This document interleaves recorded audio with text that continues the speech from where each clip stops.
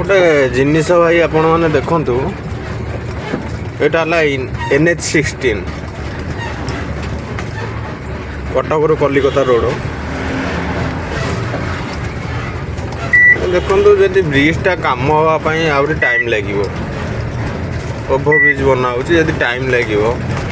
गोटे bypass road बनई से रोड अवस्था ना यहाँ पुणी गोटे NH16 रोड खाली यही जगार बेली नुह NH16 रे जेतिक भी बाईपास रोड बनाई ओभर ब्रिज कम हो सबूर यही अवस्था पिचु गोटे पकेया केते टंका खर्च होकर कोटी कोटी टंकार काम नौकरी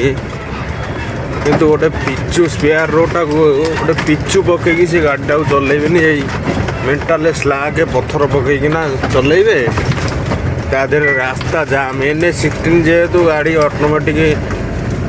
दिन गोटे दिन हजार हजार गाड़ी जाऊँगी जाम भी रोची एबे तो गोटे पकारिया अच्छी वर्षा दिन तो पूरा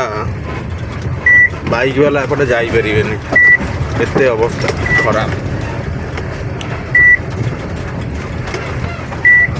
जेतिक यहीटा तो है आमर चरंबा पाखे